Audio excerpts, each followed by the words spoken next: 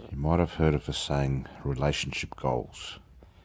Well, today's video I'm going to call Relocatable Ghouls. It's basically a ghost story. It happened about 8 years ago, and I still don't really know what to make of it. I was visiting a friend of mine who lived in a place called Glenwood. Glenwood is a rural community outside of a town, or the nearest town, called Gympie. Gympie is a small town of about 20,000, about 160 kilometres north of Brisbane, the state capital of Queensland. I'll call my friend John so that he remains anonymous. John and his wife and his family lived on an acre or two in a Queenslander house. Now, Queensland is a state in the northeast corner of Australia, and it's a generally warm, humid climate. As a result of the climate, in the olden days, particularly when there was a lot more timber around, people built houses out of timber and put them on timber posts. Sometimes these were replaced with concrete posts or steel poles, but either way, it was very common to build a house on stilts. Now, these stilts could be raised to a whole level, so you could have a double-storey house, or they could just be a metre or so or two off from the ground. The idea of a typical Queenslander house was that you would have airflow so that the house would cool down. Typically they had verandas as well, so they were very practical homes. These days we tend to build brick homes on concrete slabs, and then we use air conditioning to cool the house down, which is not as efficient. Anyway, many Queenslander homes, would decay, or someone would decide to subdivide a block of land, and because they're on posts or stilts, you could actually then put it on a truck and transport it away. Quite often you would saw the house in half and then they'd put it on 2 trucks, and then you could take it to a farming area or somewhere else, and then you could reuse the house. So Glenwood is about 210 or 15 kilometres from a suburb called Coorparoo. Now, in 1995, I used to live near Coorparoo. I used to live in a suburb called Carina. And there's a main road called Old Cleveland Road that connects Carina, Coorparoo, Camp-Hill, a few other suburbs in the inner east Brisbane. And there used to be a McDonald's, and there still is a McDonald's in Coorparoo. And the story today is around Coorparoo. So Old Cleveland Road is a fairly busy road, a main arterial road that connects a few suburbs.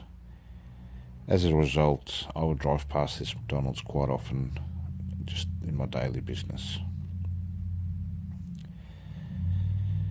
Next to the McDonald's in Coorparoo, and I'll put a photo of it here, you'll see that there's a car park.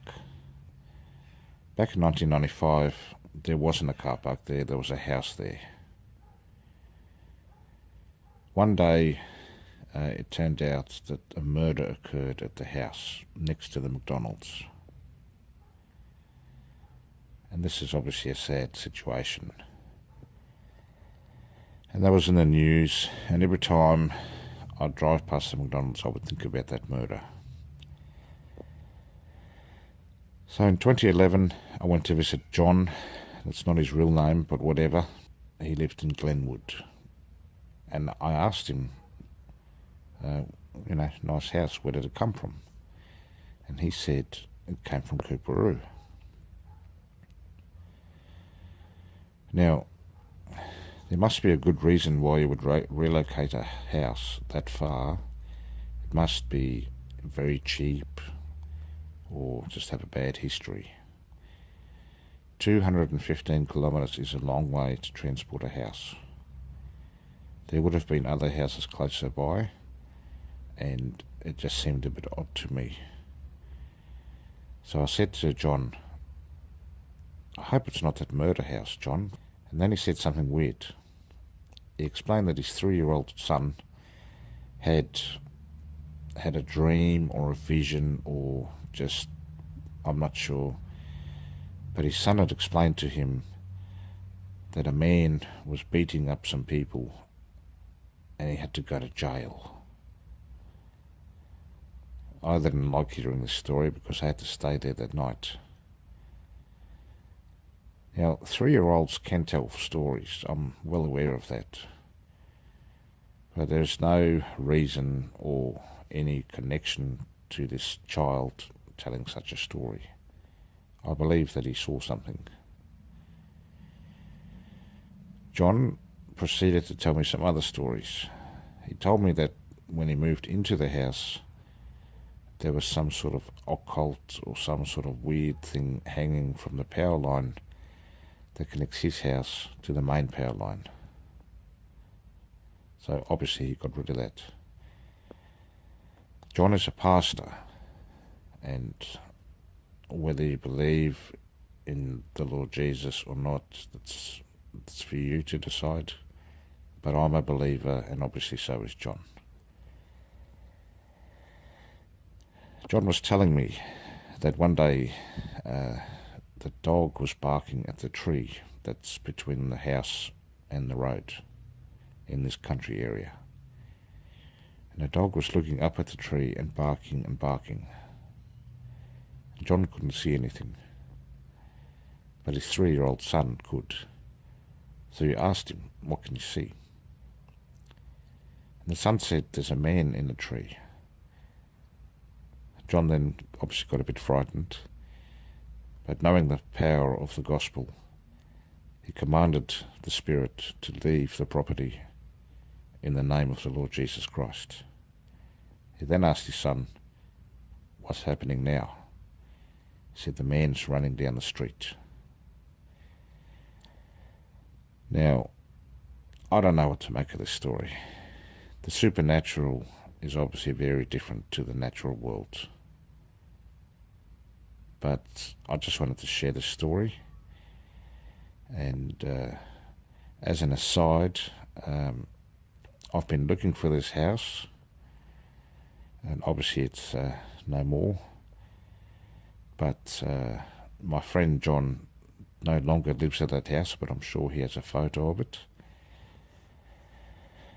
And I've been trying to find out if it is the same house. Now, there's a man and his wife who in the 1970s, Mr. and Mrs. Corley, they went around Brisbane and they took a whole lot of photos. And a lot of these photos have been placed on the State Library of Queensland's website. And in the 1970s, he basically took photos, developed them in his caravan, and then sold them to the homeowners as postcards. And I believe he took about 100,000 photos. So there's a great archive of historical photos of a lot of old Queensland homes. Many of them are Queenslander style. And the photos that he didn't sell have been turned into basically a Google Street View of the 1970s. And unfortunately I can't find this home on there, but I would love to be able to find a photo of the old home and then find a photo of John's house and then obviously make the match. So anyway, Don't know what to make of this story. I believe in the spirit world. I believe in kingdom come.